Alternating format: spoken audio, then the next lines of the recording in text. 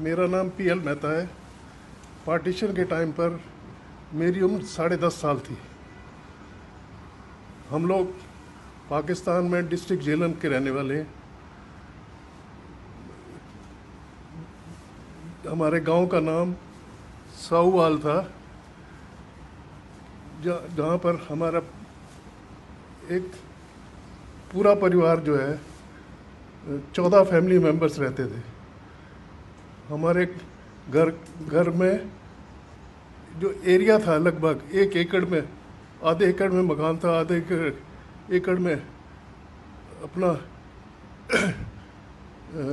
गाय भैंस रखने के लिए जगह बनाई गई थी। पार्टीशन होने के बाद में मुझे नहीं पता था कि पार्टीशन में क्या होता है। जब वहाँ पर जुलूस निकला तो मैं भी उनके साथ हो लिया। वो पाकिस्तान जिंदाबाद के नारे लगाते रहे, मैंने भी लगाने शुरू कर दिए। मुझे मालूम नहीं था कि पार्टीशन होता क्या है। लेकिन कुछ समय बाद हमारे पिताजी के मित्र आए। उन्होंने कहा कि जी आप लोगों के ऊपर अटैक हो जाएगा, आसपास के गांव वाले जो है आपसे पैसा भी लूट ले जाएंगे और आपको मार भी देंगे। क्योंकि हमारा परिवार बहुत संपन्न परिवार था। उस समय हमारे पास 50,000 रुपया कैश और 5 किलो सोना था। हमारे पिताजी के एक मित्र थे सैयद, उन्होंने कहा जी आप लोग हमारे घर में आ जाइए, आपको मेरे घर में आओगे तो आपके ऊपर अटैक नहीं होगा। हम लोग उनके घर चले गए। फिर लोगों को कैंप ले जाने के लिए मिलिट्री ने आना शुरू कर दिया। मिलिट्री जब आई तो किसी ने हमारे पिताजी से कहा कि आपसे ये पैसे भी छीन लेंगे और आपका सोना भी ले जाएंगे। तो उन्होंने अपने मित्र के पास सारा पैसा और सोना रख दिया कि आप अगले दिन कैंप में हमें दे जाना, जो 12-14 किलोमीटर था वहाँ से। जब पिताजी कैंप में पहुँचे पूरे परिवार के साथ में, तो उन्होंने कहा ये आपके पैसा आपको मिलेगा नहीं, बिल्कुल एक पैसा नहीं आपको मिलेगा। लेकिन आप लोगों को ताज्जुब होगा, अगले दिन वो सुबह हमारे सोने से पहले उनका मित्र एक घोड़े के ऊपर खुद आया और एक घोड़े के ऊपर राशन लेकर 1 महीने का वो पिताजी के पास सारा सामान दे गया।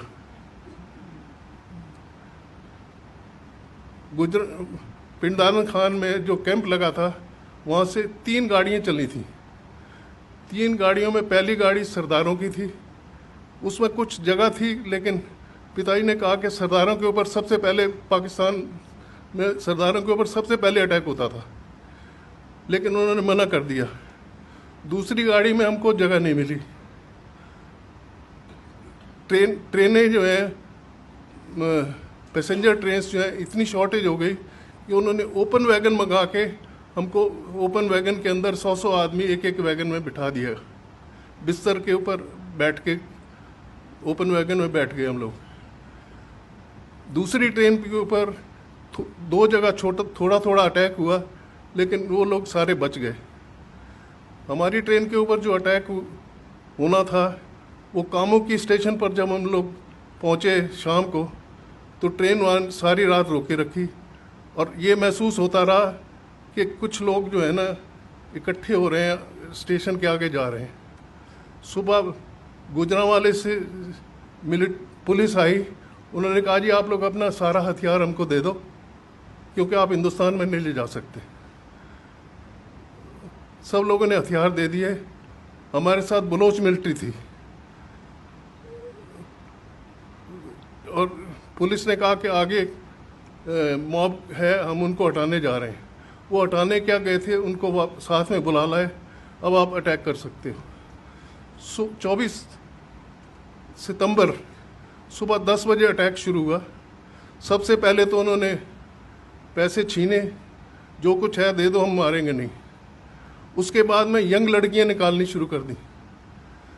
300-400 लड़की, 4000 पूरी ट्रेन में पैसेंजर थे। पहले तो उन्होंने 300-400 लड़कियां निकालनी, फिर ऐसा काटना शुरू कर दिया जैसे ओपन वैगन में गन्ना बाहर निकला होता है, उसको जैसे काटते हैं ऐसे इस तरह से तलवार से, लाठियों से मारना शुरू कर दिया। मेरे परिवार के 14 मेंबर्स थे, 11 मेंबर्स को मेरे सामने मारा गया। उस बाई चांस दो मुसलमान आपस में बात कर रहे थे कि तेरा बेटा कोई नहीं है, ये लड़का है, इसको अपना बेटा बना लेना, ले जा। पिताजी ने उनसे कहा कि जी इसको ले जाओ लेकिन मारना मत। बाई चांस मेरे पास एक घड़ी, घर में एक घड़ी मुझे मिली, डिस्ट वॉच, वो मैंने जेब में रखी थी। मैंने कहा मेरे से घड़ी ले लो, मुझे छोड़ दो। उन्होंने घड़ी लेके मुझे छोड़ा तो साथ में एक औरत बैठी थी जिसने जेवर पहने हुए थे। उनके जेवर उतारने में लग गया। मुझे अपने चाचा जी ने अपनी तरफ बुला के नीचे बिठा के ऊपर अपना पगड़ी खोल के ऐसे ऊपर डाल ली। उनको तलवार से मारा गया और तलवार का अगला पोर्शन मुझे भी गर्दन पर लगा। हम बैठे रहे वहीं पर। 3,500 आदमियों को उन्होंने मार दिया। जो बचे हुए थे या तो ज़्यादा जख्मी थे या मुर्दों के नीचे छुपे हुए थे, जिनमें से मैं भी एक था। हम फिर मिलिट्री ने ये कहा, मिलिट्री वालों ने, अब जब वो थक गए वो चले गए, मिलिट्री वालों ने कहा कि आप लोग प्लेटफॉर्म पर आ जाओ। अब वो चले गए हैं। प्रोग्राम ये था कि इनको प्लेटफॉर्म पर लाके सबको मार दिया जाए। लेकिन हमारी किस्मत कुछ ऐसी अच्छी थी कि हिंदू मिलिट्री का कॉन्वॉय वहाँ से पास हो रहा था। मेन रोड जो थी स्टेशन के साथ में लगी, अटैच थी। कामों की स्टेशन जो है बिल्कुल जीटी रोड के ऊपर था। स्टेशन के ऊपर पुलिस मिलिट्री, हमारी हिंदू मिलिट्री आ गई। उन्होंने जो हमारे साथ बलोच मिलिट्री थी, बलोच मिलिट्री ये काम ये करती थी कि जो यंग लड़का निकल के भागता था वो बलोच मिलिट्री गोली मार देती थी। ये पोजीशन थी हमारे वहाँ पर। उसके बाद हम लोगों को ये कंडीशन लगाई गई कि इनको हॉस्पिटल ले जाओ जितने ज़्यादा ज़ख्मी है या थोड़े बहुत ज़ख्मी है। हमें गुजरांवाला हॉस्पिटल में वहाँ से ट्रेन में शिफ्ट कर दिया गया। डेड बॉडीज़ की जो ट्रेन थी उसके ऊपर लिखा गया तोहफे to Hindustan to Mahatma Gandhi and Jawaharlal Nehru. वो पूरी ट्रेन दिल्ली लाई गई।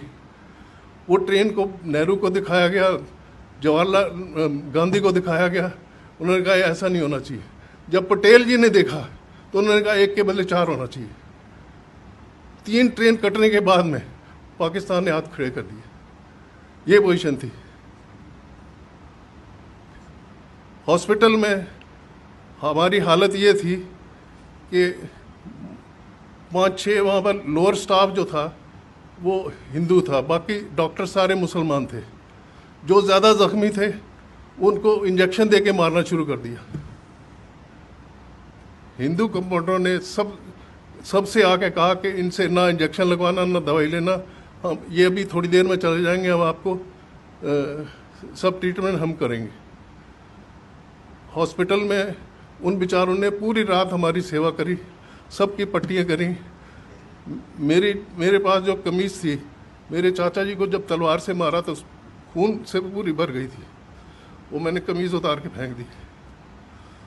एक दिन मैं बगैर कमीज़ के रहा। हॉस्पिटल के हिंदू स्टाफ ने मुझे एक छोटी सी कमीज़ ला के दी जो मैंने पहनी।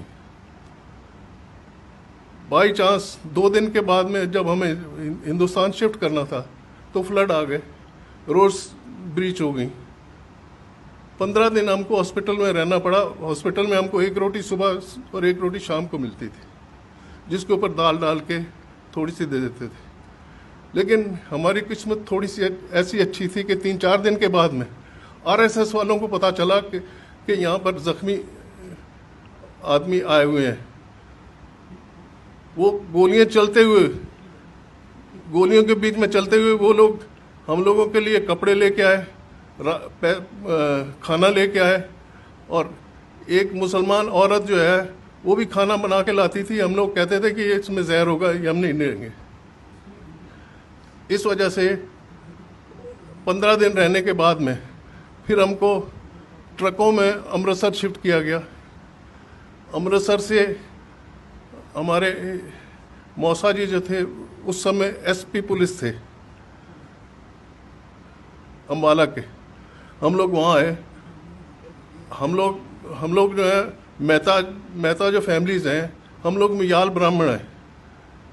हमारे जितने पाकिस्तान में जितने हमारे परिवार थे, या तो मिलिट्री में थे या पुलिस में थे या खेती करते थे। आर्मी में हमारे पार्टीशन के बाद में भी हमारे डिस्ट्रिक्ट के 4 आर्मी जनरल्स रिटायर हुए हैं। उनमें से और 2 गवर्नर चंडीगढ़ के जो थे वो भी मेहता फैमिली से हैं। एक मिजोरम के लेफ्टिनेंट गवर्नर भी छिबर रहे हैं। पार्टीशन के बाद में हम लोग सारे हिंदुस्तान में बिखर गए। कुछ लोग व्यापार करने लगे, कुछ नौकरी करने लगे, लेकिन हम लोगों ने हार नहीं मानी। कुछ आप ये देखिए, पार्टीशन के बाद में भी हमारे आर्मी में या इंडस्ट्री में सब लोगों ने बड़ी मेहनत करके, मोहन मेकिन जो है वो भी मुयाल मेहता फैमिली से ही है। सिस्टोपिक एक कंपनी है दवाइयों की, जिनका टर्नओवर करीब 300-350 करोड़ है। उन्होंने प्रोफेसर थे चंडीगढ़ यूनिवर्सिटी में, उन्होंने अपनी कंपनी बना ली, उन्होंने दवाइयों की फैक्ट्री खोल ली। कुछ लोग फिल्म लाइन में चले गए, जैसे कि सुनील दत्त, उनका बेटा, और ओम प्रकाश, अनंत बख्शी, ये सारे मेहता फैमिली से बिलोंग करते हैं। हम लोगों ने यहाँ आने के बाद में किसी के आगे हाथ नहीं फैलाया। मैंने 15 साल की उम्र में कमाना शुरू किया था। आज मेरी उम्र 85 प्लस है और मैं अभी तक अपना बिजनेस हैंडल करता हूँ। और लेकिन पुरानी यादें भुला नहीं सकता। कश्मीर फाइल को देख के मुझे खुद महसूस होता था कि जो उनके साथ हुआ है वो हमारे साथ पहले हुआ था, उनके साथ अब हो रहा है। आप लोगों ने मेरी व्यथा सुनी, उसके लिए धन्यवाद। जो पार्टीशन के 3 आदमियों को मैं जिम्मेदार मानता हूँ, पंडित नेहरू, महात्मा गांधी और जिन्ना।